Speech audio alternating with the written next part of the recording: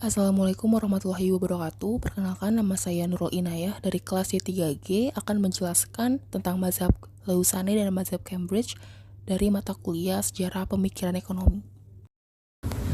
Di slide pertama ada mazhab Lausane adalah salah satu mazhab ekonomi neoklasik yang didirikan oleh Leon Walras pada akhir abad ke-19. Mazhab ini berfokus pada analisis pasar dan keseimbangan umum.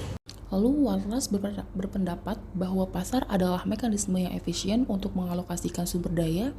Ia mengembangkan teori keseimbangan umum yang menunjukkan bahwa harga-harga dan barang jasa akan tercipta secara otomatis melalui interaksi permintaan dan penawaran di pasar. Teori keseimbangan Walras memiliki pengaruh yang sangat besar terhadap perkembangan ekonomi neoklasik.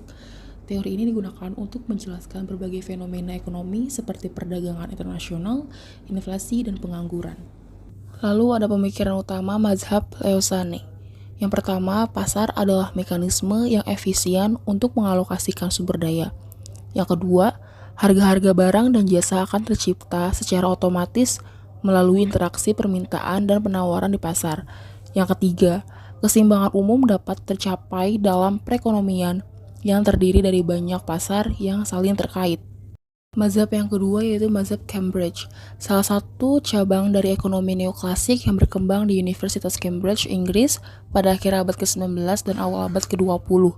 Mazhab ini dipelopori oleh ekonom seperti Alfred Marshall, John Maynard Keynes, dan Joan Robinson.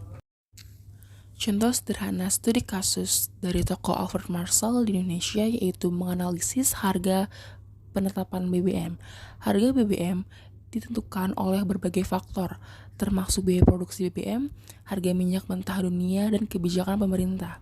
Menurut teori biaya produksi, harga BBM yang wajar adalah harga yang menutupi biaya produksi BBM dan memberikan keuntungan yang wajar bagi produsen. Untuk mengatasi studi BBM yang membengkak, pemerintah dapat menerapkan kebijakan ekonomi yang bertujuan untuk menurunkan biaya produksi BBM seperti meningkatkan efisiensi produksi BBM atau mengurangi impor BBM. Secara umum, teori-teori Marshall telah memberikan kontribusi yang signifikan bagi pengembangan ilmu ekonomi di Indonesia. Teori-teori tersebut telah digunakan untuk menganalisis berbagai fenomena ekonomi dan memberikan solusi untuk mengatasi berbagai masalah ekonomi yang dihadapi oleh Indonesia.